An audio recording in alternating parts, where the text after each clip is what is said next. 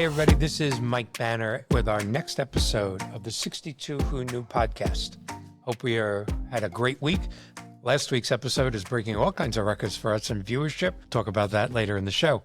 This week, our guest is Miss Diane Daniels, one of the most foremost experts in the country on Medicare. But before we get to Diane, as I always do for 30 seconds, for the new viewers joining us, let me tell you why 62 Who Knew exists.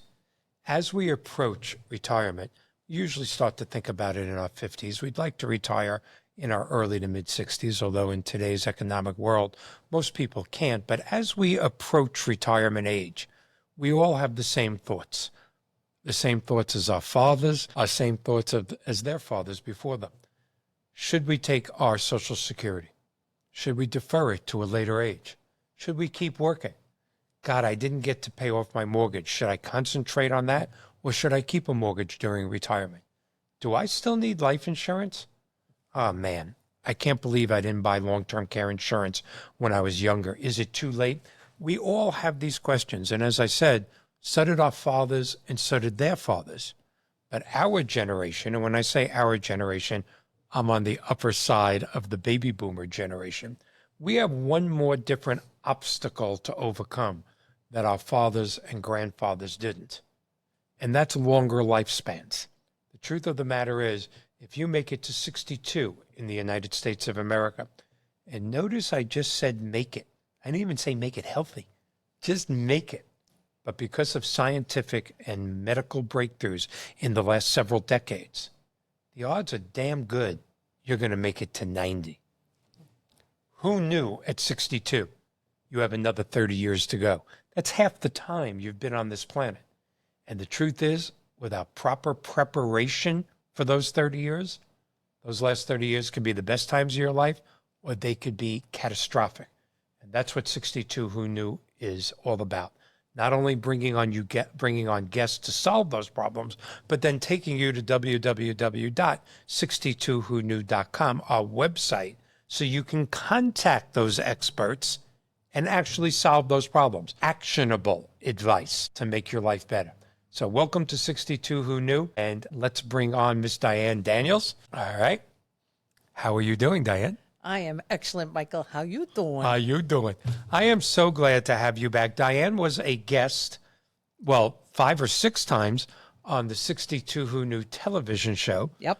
We are the successor to the television show, the podcast. And actually, Diane is one of 2 people in the country that I trusted so much that there was a time that I couldn't make it to my own podcast. And Diane stepped in and was the hostess.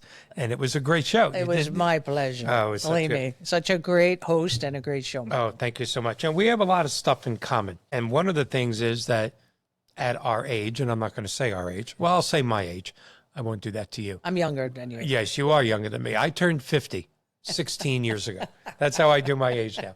I turned 50 16 years ago, soon to be 17 years. And you know what? I found myself a couple of years ago, career mortgage person. Yep. 40 plus years in the mortgage world, built a national niche in the equity world, the use of home equity, reverse mortgages, needing to reinvent myself, because when rates went from the 2s and 3s to the 7s, the mortgage world kind of collapsed, and it hasn't made a comeback since. So to be in your mid-60s and suddenly have to reinvent yourself, which brings us here to the 62 Who Knew podcast, is kind of difficult. But it was a combination of my industry.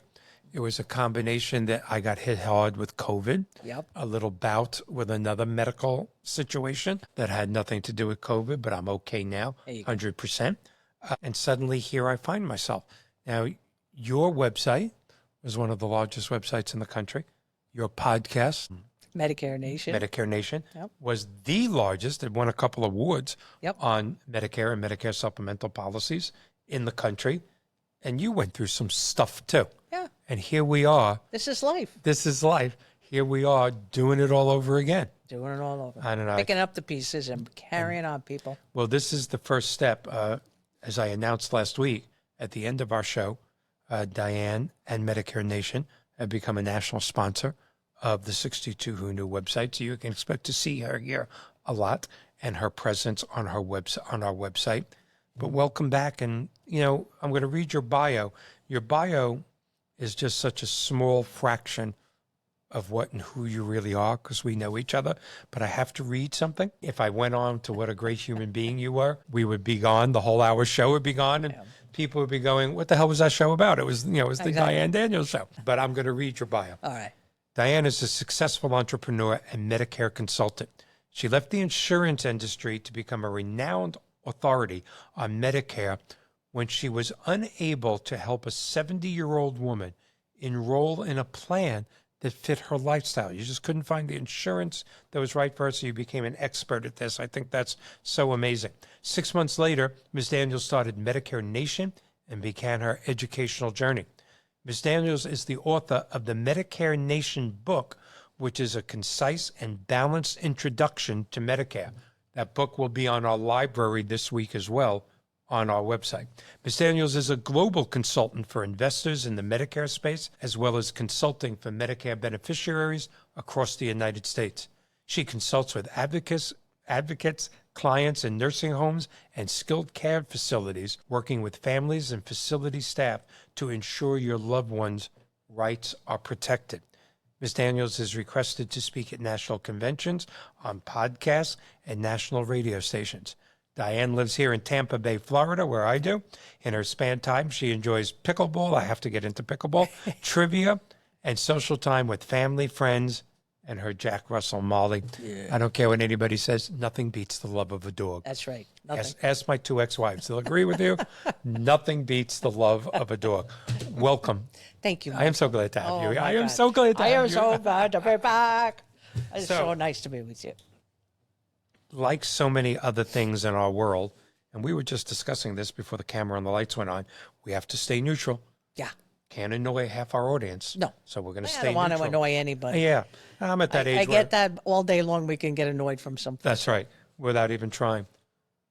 But there are changes coming. There are changes that have come since I've had you on the TV show a few years ago, and not necessarily great changes. Some of them have been good. I've learned from you. Some advantages, no pun intended. But there are things coming down the road that are not so good. So first, I want to ask you the age-old question that you had to teach me years ago. What is the difference between a Medicare supplemental policy, that fallacy, I have Medicare, I don't need anything. I just get the chills when I hear that from people. Yeah. And then I'm going to get a supplemental policy. Then I won't need anything. And even that's not true. But what is the difference between a Medicare supplemental policy and a Medicare Advantage program? And it's a very valid question, because for everyone, first off, the government makes this very complicated for you on purpose. Okay, this way you're not paying attention. You're already not paying attention, because if you're under 65, you say in your head, I'm not going to need that till way later in life. Or even when you're 60, I got 5 more years to go. I don't have to worry about it. So by the time you get ready to look at Medicare, you get on the website and you are just overwhelmed with their information. It's so confusing. Then to know that there's original Medicare, there's Medicare supplements, Medicare Advantage plans, standalone prescription drug plans, people go nuts. You have your original Medicare, which started in 1965. Right. That's our federal insurance program for people that are 65 or older. And then it is also available for people with certain disabilities, Lou Gehrig's disease, and certain, kidney disease. People can be on just original Medicare if they chose to. But there are lots of out-of-pocket expenses and deductibles that go along with that. And the biggest part of that is there's no cap. You will spend out-of-pocket and out-of-pocket and out-of-pocket, and people literally could go bankrupt if they had serious illnesses. And they do. Exactly. Okay, so because of that, that is what stirred the emotions of people to start pushing for reparation in that, and we came out with Medicare supplements and Medicare Advantage plans. Now, a Medicare supplement is an insurance carrier that is literally going to offer you a policy on your own health. It's not health insurance, it's a policy. Just like you have an automobile policy, you have homeowner policies, and of such. Life insurance, this is a policy now. Mm-hmm. Medicare supplement, also known as a Medigap. Okay, the insurance carrier is going to pay for you your out-of-pocket expenses, some more, or almost all of it for you in return for a monthly premium. So with that monthly premium, you're going to be asking these carriers to pay these deductibles and co-insurance that is under Medicare Part A and Part B. It is the best way to go if you can afford it. because original Medicare, being a federal program, there are no networks involved. If you want to see a doctor, you can contact them. And when asked, what do you have as insurance? You just tell them I have original Medicare. Over 95% of providers and facilities are going to accept original Medicare. Okay, almost all your hospitals are taking that. So with the Medigap, you're asking this carrier, you pay them the monthly premium. When it's time, if you got admitted to a hospital, okay, there is a deductible. It's $1,676 for this year. Whether you're in for one night as an inpatient, okay, or you're in for 60 to 90 days in a row, you got to pay that deductible. This plan will pay that deductible for you in return for that monthly premium. It also will pay the Medicare Part B as in boy deductible, which is $257 if you have Plan F as in Frank. Now, that plan is not available to you or I or anyone else who is turning 65 from January 1st of 2020. But everyone else prior to that who was 65 can still get a Plan F. The next comprehensive is Plan G. And what happened was when they put in Obamacare, there was a lot of negotiating going on. Yeah. Okay? And to get the Obamacare in, the insurance industry had to give up the Plan F to new beneficiaries because they paid for that Medicare Part B premium, deductible. So they said, look, we don't want that available anymore. We want people to pay that deductible. So that was the deal they made. We'll take away Plan F for all new people turning 65 after January 1st, 2020. And in its place will be the next most comprehensive plan, which is Plan G as in George. And with that, the now paying all out of pocket is gone. Now with the Plan G, you do have to pay that Part B deductible going forward, which is $257 in 2025. Once that is paid for, the Medicare supplement or Medigap, known as Plan G as in George, will pay for all of your out-of-pocket expenses under Medicare Part A and Part B for that monthly premium. Now, doesn't Part B cost something? It does. Yeah. Just to be a member. Yeah, Think of it as a club. Yeah, and I didn't realize that till my Medicare expert, told me when I turned 65, 21 months ago, and you were nice enough to say, you're still working, aren't you? You're with a large corporation. I said, yeah. I said, do you have medical insurance? I said, yeah. Why? He said, send me your medical insurance. And when you compared Part B to my medical insurance, I had already went on. I figured I have to. Yeah. I'm 65. Don't I have to do this? You went, no, quick, get off. I did pay for 1 month. It was expensive. Yeah. But you had said, Michael, you're corporate, where and a lot of us are still working in our 60s. Certainly are. Your corporate medical insurance is better than Medicare Part B. That's right. Stop. But that was expensive, wasn't it? $300-something a month.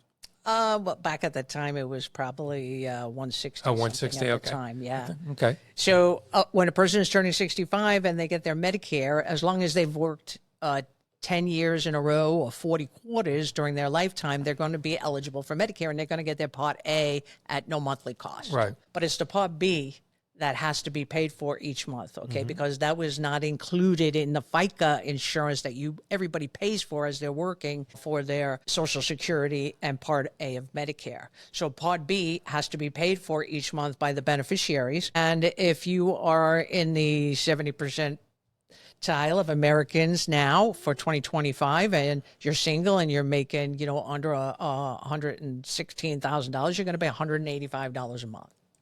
So that's what a person is paying just to be a member. That's how I make it easy for people to understand. You're just a member of Medicare Part B, and you have to pay that for the rest of your life. And it will go up each year as Medicare determines what that amount will be. But with the Medicare supplement, you have to pay that still as being a member for Part B, and now this will be in addition to that. So it can get quite costly. So with the Medigap plan, okay, if you can afford it, it's an excellent way to go. I call it the creme de la creme for the insurance products, because now you have your original Medicare, no networks to worry about. As long as the provider accepts original Medicare, you're going to go to any doctor or facility you want in America. You just got to get there. Yeah. And now this Medigap plan will cover your out-of-pocket responsibility for Part A and Part B, depending on which plan you have and how little or how much of it. as you're going along in life. It also provides a budget for you because you're going to know exactly what your medical budget's going That's to be. true. Right? That's You're true. you're going to pay, let's say you're $185 per month for being a member of Part B. Let's say you're paying $200 a month, as you may in Florida, for your Plan G, as in George. And then you're going to be looking at a prescription drug plan. Right now, there are plans that plan that has a 0 monthly premium. And we have ones that are all the way up to, over $170 per month. So depending on that, and then your out-of-pocket expenses for medication. So for peace of mind and for creme de la creme coverage, that's what you're looking at, the Medigap plan, Medicare supplement plan. But not everybody can afford that. No, because when you start adding up $185 plus the expenses of the insurance, this can become very expensive. Now, I was speaking to someone. Now, you also do, of course, Medicare Advantage programs. Yes. And we were discussing this before the lights came on. And I'm not going to say his name, but he's going to know who I'm talking to because he watches the podcast. A very, very prominent long-term care insurance expert in the country who was a guest on the TV show several times and will be a guest here on the podcast. When I mentioned that we would be meeting today and you'd be a guest, he didn't have great things to say about Medicare Advantage programs. And it's funny, sort of like reverse mortgages, my first love, which has, supported me the last 40 years. There does seem to be some negativity or some half-truths and misinformation that surround that, even in the insurance world. Sure. And why is that? Or lack of education. But Lack of education is definitely number one. Ignorance is bliss, right? ain't that the truth? All right. So let's, besides the fact that there are going to be many people who cannot afford a Medicare supplement plan, so their option now is to find a Medicare Advantage plan that will suit their needs. Medicare Advantage carriers are directly contracted with Medicare. They are being paid by Medicare to manage your Medicare Part A, Part B, and in many cases, they include the prescription Part D, part of Medicare, in their plans. So they're managing it for Medicare for you, okay? So in that essence, now you've given them the power to dictate, I call it like the red tape that people go through. You want to, you sprained your ankle walking, you go to the doctor, they take an x-ray, it's not broken, but they need to determine if there's any tendons or ligament damage. They want to give you an MRI, but as soon as they call to try to get the approval from the Medicare Advantage carrier, they deny it. Okay. And they'll say, go to physical therapy for 8 to 10 visits first, or do this first, so that they can save money, because now they're being paid by Medicare with a budget for each person, and they have to pay each of these providers and these facilities for all of these tests and these things that you're doing, because they're managing it.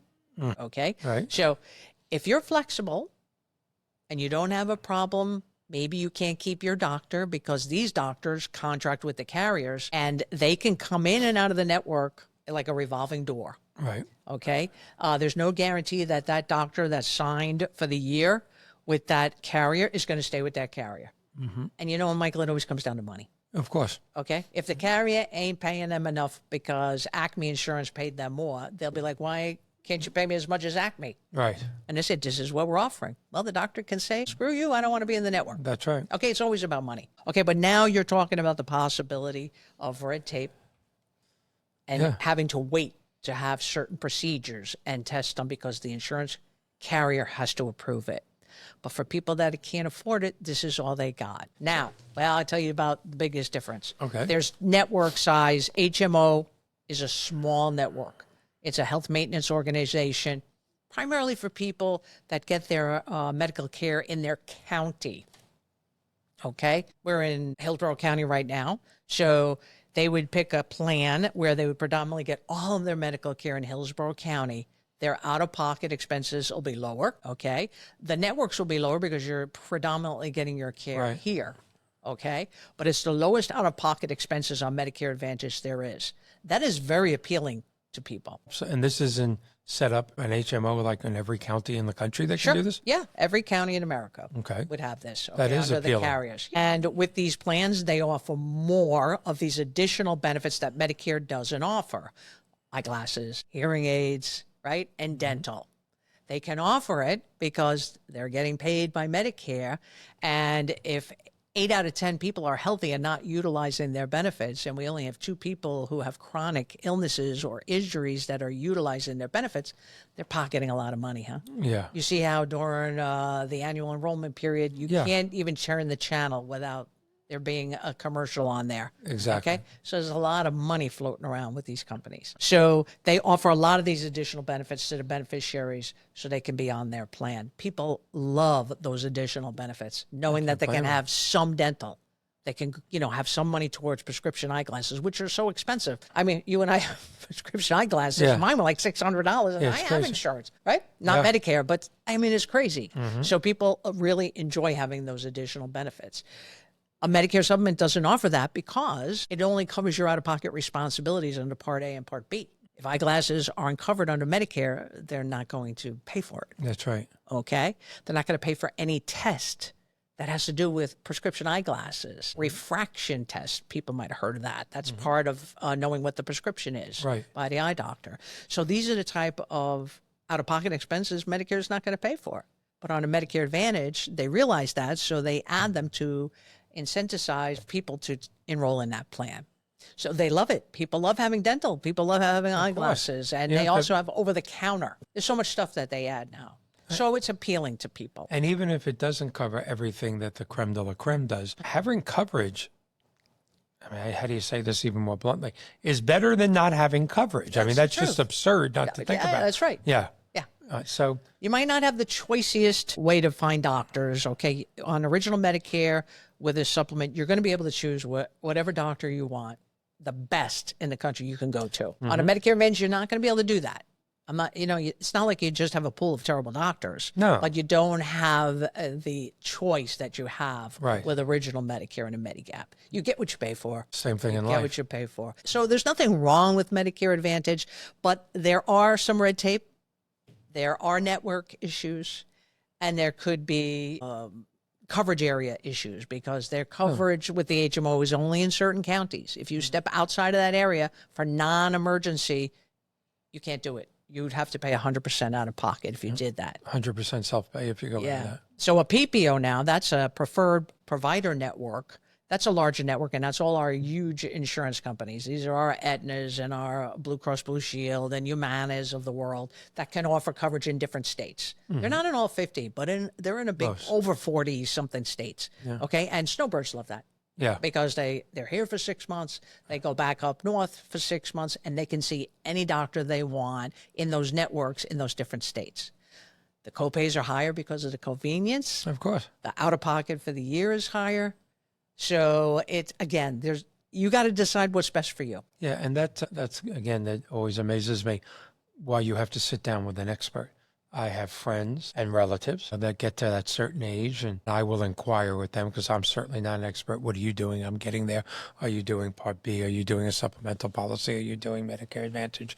And to me, it's always amazing that they go, well, we spent a couple of days online, and I think we're experts now, and we picked the right program. And I just want to say to them, it takes years to be an expert at this. You spent a couple of days online with confusing websites that were pushing you towards buying their product. That's why the website, and you're an expert, and you made a lifetime decision. Yep. Which brings us to an expert like you. Do people, if you put someone in a certain policy, how do you make money? It's a great question. Yeah. Okay. Are they paying you extra? No.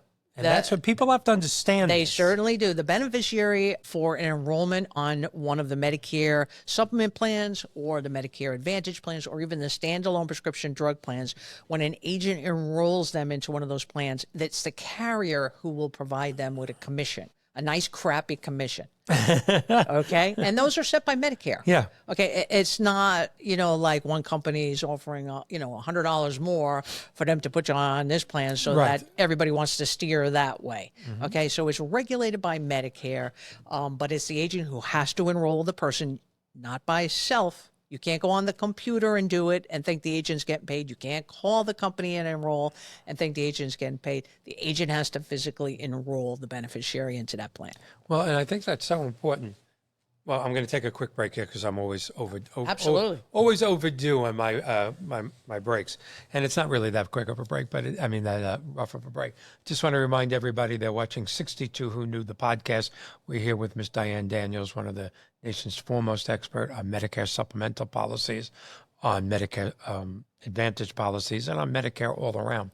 And if you want information about this or any other topic that we've ever covered, but specifically from Diane, you can go to our website like you can with everything else, www.62whoknew.com, and reach out to Diane exclusively. All right. This is another thing that just kills me. They're not paying you. Why wouldn't they want an expert? But it's like this in a lot of different things in the world. Did you do this? I did it on my own. Why? Now, if they come back and go, well, I changed the garbage disposal. Mm-hmm. That's something I'm not capable of. Everybody, my friends and relatives know that would be a joke if I tried. But, I did it. Why? Well, a plumber would have charged me $200. You know what? I'm okay with that. But don't act like a plumber or a doctor or an insurance expert when you're not that expert.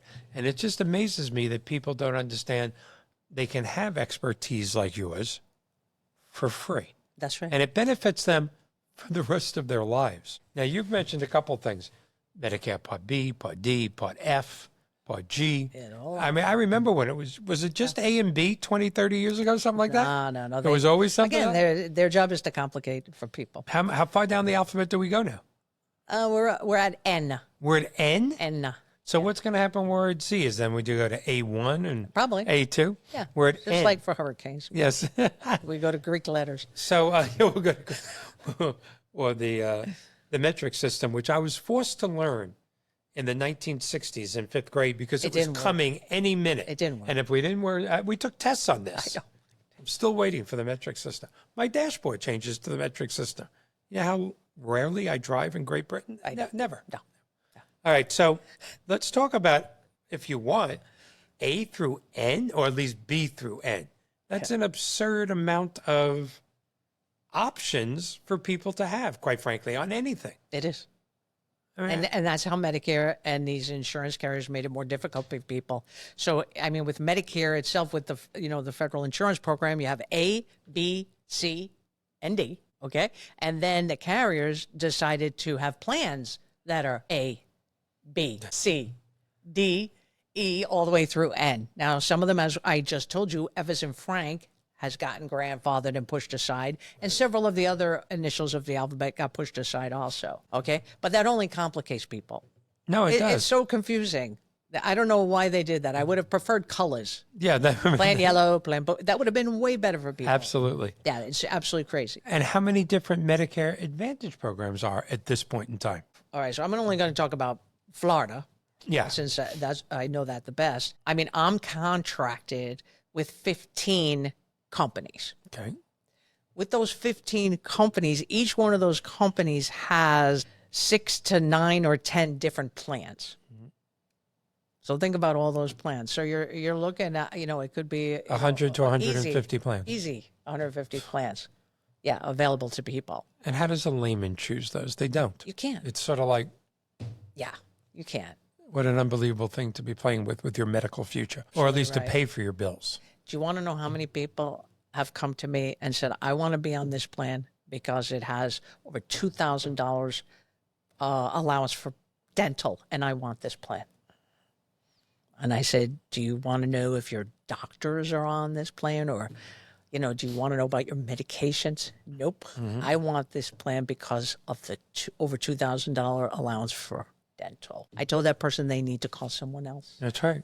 Because that's not in their best interest. I really tried to explain to them, although that might sound like a really good dental allowance, this is your health insurance. Yeah. Okay? This is not your dental insurance. Yeah.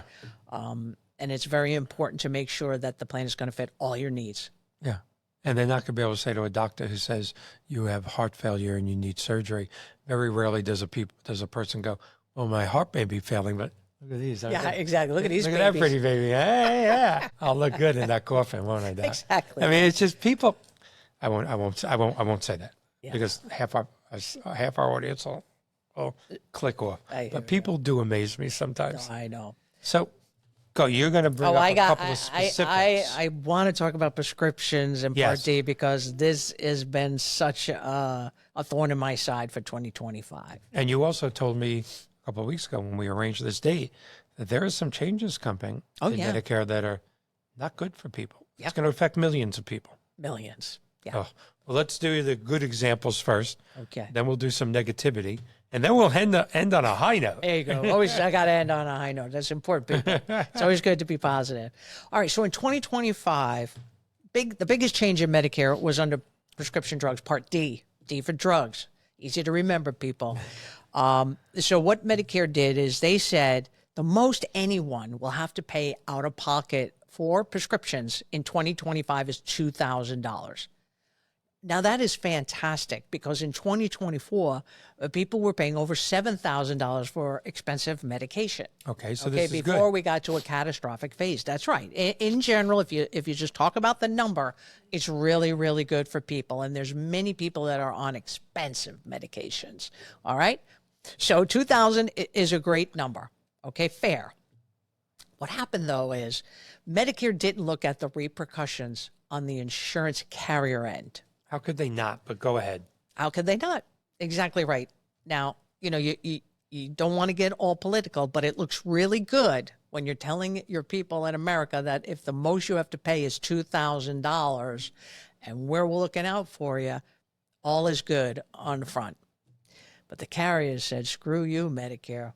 You just dipped into our pockets big time, and we're losing millions and millions, maybe billions of dollars now because of this, and we're going to act on this. What did they do? They turned around on Medicare Advantage plans. A lot of plans now in Florida have monthly premiums that they never had before. There are a few carriers that added medical deductibles, which never happened before. A lot of the carriers, Medicare sets the maximum amount for a prescription deductible. Many of the carriers are going to that far high end for the prescription deductibles. They're moving prescriptions from tiers on the lower tiers and moving them up to higher tiers so people have to pay more out of pocket. They're eliminating drugs altogether. It's crazy. They took many drugs off the formulary that they were supplying before. A good example are inhalers. For people, I mean, serious problems for respiratory issues, okay? It used to be that albuterol, a very common rescue inhaler for people. There's one in my glove compartment. Well, there you go, okay? You were able to get that, probably for about $40 last year in Medicare. It was on their formularies. Many of the carriers have taken it off the formulary now, forcing people to self-pay for it. I haven't had to buy one in a while because my asthma has been great. I'm What do very you think happy to it hear costs that. now? Well, you got to use a prescription discount card like GoodRx, Right. Single Care, Right. because then you'll be able to get it where it'll be probably around between $25 and $30. Okay, still. You'll still be able to get it with the card. Yeah. Okay, or else you're going to have to hope for the grace of the person at the cash register that they're going to say, hey, well, why don't we use a discount card? That's right. Okay, but these are the type of things that they're doing to get the money back in their pocket. And it is just disgraceful. Yes. They're taking away those additional benefits that I just talked to you about. So if they were able to get last year $2,000 allowance for dental, well, now they've brought it down to $1,500 or down to $1,000. Some carriers have eliminated all comprehensive dental and they're only allowing preventative dental, meaning you can only have an exam, an x-ray. And a cleaning, period. Eyeglasses are way down now for allowances for prescription eyeglasses. So these are the type of the things that they're doing and taking away from the beneficiary what they were used to having in 2024 and before that. So moving forward, this is going to continue. They're not going to do anything nice for everybody. Okay? They're going to keep reducing benefits that are additional, not Medicare benefits, because they can't do that. And the prices are going to keep going up. Maximum out of pocket's going to keep going up. Drugs are going to continue to come off the formulary. It's going to be buckle up buttercup for people out there. This is just, the whole purpose of our podcast is the double-edged sword of longer living. Yeah. Of living longer. I know. And my God, prices, we're going to just keep living longer because as I get to say on almost every show, I try to fit it in. the reason we're living longer is because of these medical breakthroughs and scientific things. It's just great of the last 30 or 40 years. But a lot of us in the industry know, and we're going to have guests on the show to discuss this, what's coming in the next 10 or 20 years literally dwarfs what came in the last 30 years. The medical advantages and scientific breakthroughs that are just around the corner are going to bring us way past 90s, well into the hundreds. And if medication that we need to keep us going keeps getting more and more expensive, it's going to change the economic structure, not just of this country, but of the planet. I mean, what's the use of living to be 100 if you're not having quality of life? If you can't get your Ventolin and just go, it's just crazy. It is. And yet it continues to go this way in this direction. Just staggering to think about. So let me add also what Medicare did with the prescription Part D part. So they also added, which is really good, if there is a medication that's expensive, they've added a payment plan now.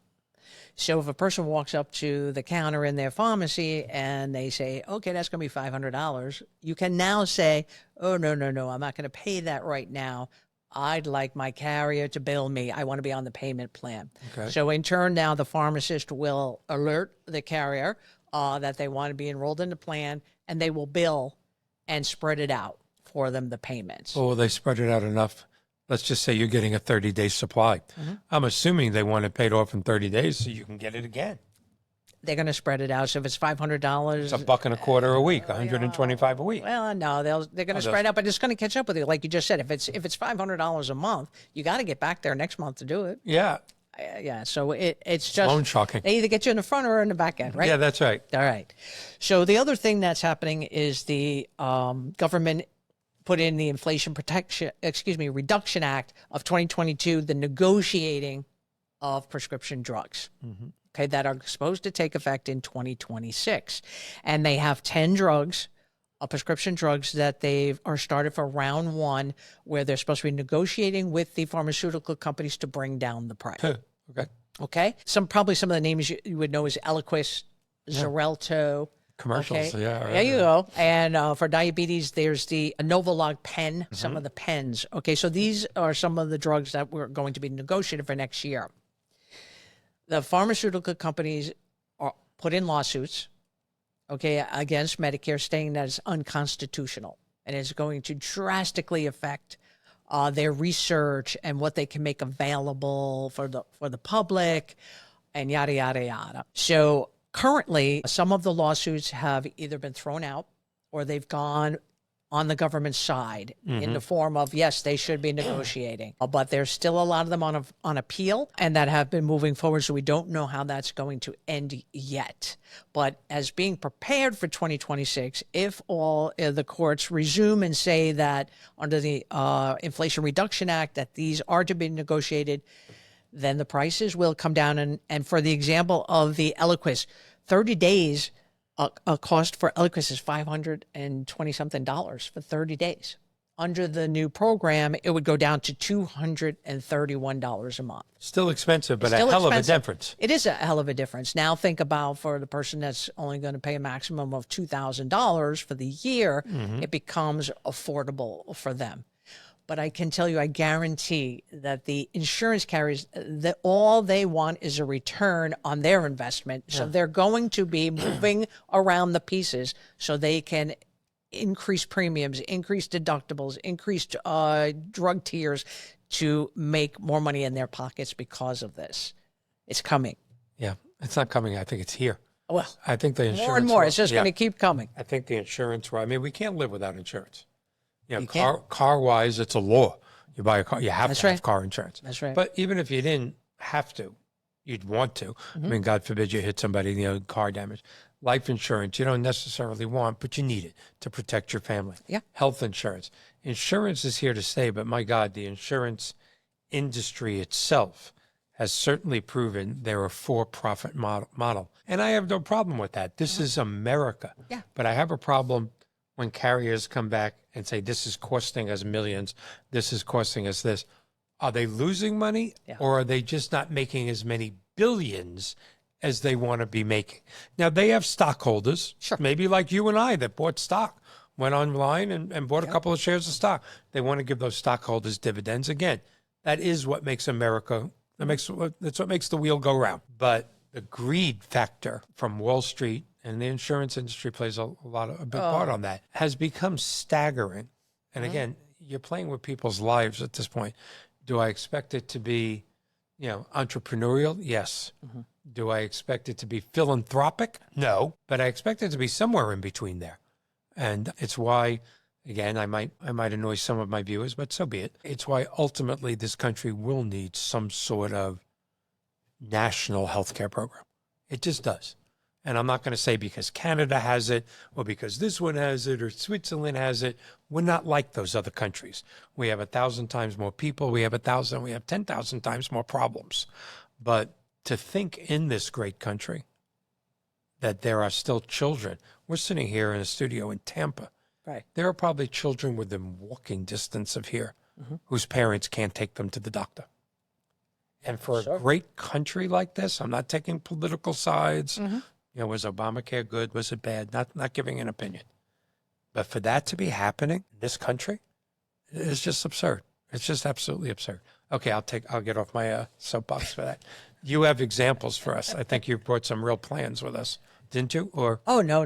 Oh, I was doing all the drugs. The drugs is my soapbox. It really aggravates me because I see the pain and hear the pain from my clients in regards to all these medications, and what they're messing with. And between diabetics and people with respiratory ailments, it just blows my mind that they would do this. And when I sent you my list of medications, I'm very proud of the fact that I just lost close to 60 pounds in the last 18 months. Absolutely. Congratulations. You look fabulous. Thank you. I got another 25 to go. But I take a shot every week of Mounjaro because my willpower is nil. Yeah. So Mounjaro helps with my diabetes and it helps with my appetite. That's right. I didn't get this body without chemical help. But when I know about Mounjaro and Ozempic next year in 2027 are the top two drugs that they're supposed to be negotiating prices for. When I had sent you what it was going to cost me if I went on Medicare Part B, I think you came back at $700 and some odd a month. I pay $40, my corporate insurance guy. That's right. And I'll pitch them. It's Blue Cross Anthem. I mean, what a great policy. $40, and I'm dropping the weight. Should see me in a Speedo. Okay, that's a mental image. Now, thank you very much. That could ruin all our viewership right there. That's right. I'm gonna buzz you. Don't picture me in a Speedo. No, not good. Get that guy some Mounjaro and some plastic surgery. So we can't. Absolutely every guest we've ever had that talks about long-term care insurance, which is a sensitive button for me because I think everybody needs long-term care insurance, and there's fallacies about that too. It's too expensive. It's only for the wealthy. No, it's not. There are very affordable long-term care insurance programs out there. And if COVID taught us anything, it's that if you get sick, you want to be taken care of at home. Yeah. Okay. Now, we should have known that before COVID because every survey, every medical practice, everything in the world shows that people live longer at home. Yet people hesitate on long-term care insurance. What do you say to those people when they go, but why do I care? I have Medicare and I have a Medicare supplemental policy or I have a great Medicare Advantage program. Yeah. I have nothing to worry about. I can get all my services at home. Yeah. That's not true, is it? No, it's not. And that's scary. That's really scary. I would say that 80% of every group when I talk to clients, they didn't understand that they weren't covered, for non-custodial care. They didn't realize it. They thought Medicare was going to take care of it for them. And that's exactly what they said. Why do I have to have long-term care insurance? I have Medicare. And when I said, Medicare doesn't cover that. That's self-pay. What Medicare covers is home health care. That's care at home from skilled people. Okay, that's what Medicare covers. It's not going to cover for someone to come into your home if you have a relative who has Alzheimer's and you need someone to come and watch them. Unfortunately, sometimes that's what it is. Yes. Or to take out their medications and give it to them. To help them in the bathroom. Yeah, all those daily activities of life. Medicare doesn't cover it. Not today. All right? So people are going to have to look at options for that. And of course, long-term care is. Now, on Medicare Advantage plans, they dabble. There are some carriers who will offer hours, a certain number of hours. And it's a small amount of hours that are available to people. I mean, most companies will come in for 4 hours. Okay. So you're getting to like 20 hours, 24 hours. That's what the maximum they allow you. That's nothing. No, it isn't. But they're dabbling. They're trying to see how it affects their sales. It's like a trial period for them. Yeah, of course. Is it profitable? Exactly right. People have heard me say this before, and I'll say it many times again. Monday, I never said this, but Monday will be 20 years that my dad is gone. Miss him as much today as I did 20 years ago. Of course. But Dad had, of course, Medicare. He had a banker's life at that time. It was the best. Maybe it still is. I don't know. Supplemental policy. He was also a highly decorated ex-POW from World War II, which gave him VA benefits that were incredible. We would go to the VA hospital, and there'd be a 3-hour wait, a 6-hour wait. He would give his card. They would go ex-POW, and the oceans would part. He'd be taken right in. But in the last 6 months of his life, unfortunately, when he was suffering from congestive heart failure, we needed help at home. We had a home with 2 master bedrooms, and I had always looked very forward to taking care of my dad or my mom. We lost my mom way too early to cancer, but I wanted to take care of Dad. But there came to a point where I needed help. And even with all his incredible coverages, the last 6 months of my dad's life, to have the help that I needed to make sure he was safe in the middle of the night, to make sure he was safe when I was at work, was about $8,000 a month. Now, that was 20 years ago.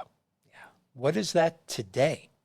I mean, now I had people almost 18 to 20 hours a day the last 6 months of his life. He was just strong as a bull, and he would have a minor heart attack. We would go to the emergency room. The doctors knew us by first name basis at this point. They would come out and say, Mike, call the rest of your family, call the grandkids. He's not going to make it. I'm so sorry. And not only would he make it for 6 months or 9 months, he'd go back to rehab and get stronger. But then we go, what is happening? But finally, it caught up. But I couldn't keep up with it. I mean, the first time he fell down in the shower, he's a big guy, 200 pounds, 6 foot tall. I was in better shape back then. And still lifting 200 pounds. If my son and my daughter weren't there, and quite frankly, the embarrassment that my father, I could see on his face. He had all his marbles. He was getting weaker physically, but he was coherent. And again, ex-POW, man's man, greatest generation, to have his children and grandchildren be helping this way. And one day he just said to me, he said, you need to get help. So I don't need help. I said, I'd take care of you my whole life, and now I get my chance to do it. He said, no, I'm telling you, I want you to be my son. I don't want you to be my nurse. That's what I need the last few months of my life. And it's a story that stuck with me forever. And it's what got me addicted to long-term care insurance. We didn't have it. And I shouldn't say God forbid, thank God, business was good. We weren't rich, but the mortgage company was doing well. But I had to write mortgages to pay for that $8,000 a month. What do people do that didn't have that option? And I remember looking at the hospice nurses, which were there the last couple of weeks, and the in-home care people. We're going to be having a show in the middle of May, I think, with hospice. Hospice just blows my mind. Business people have a hard time finding good help. That's a cliche. Good help's hard to find. It's hard to find nice people anywhere. And yet hospice finds these people that are literally angels. If you don't believe in angels, just meet a hospice person. And one of those people will be on in a couple of weeks. But I remember, again, I'm going to be 67 in a few weeks. I was 47 years old. I'm not naive. And I turned around to these people and I went, what do people do that don't own a mortgage company and can't afford this? And they both looked at me and went, they suffer. Or their parents are in a Medicaid home, Michael. You don't want your father there. Now, again, no insult to that part of the world because it's better than nothing. But that's what it is. Oh, I hope I didn't annoy Medicaid people. But I've been in Medicaid homes. And it isn't anywhere I ever want to be or would put my parents.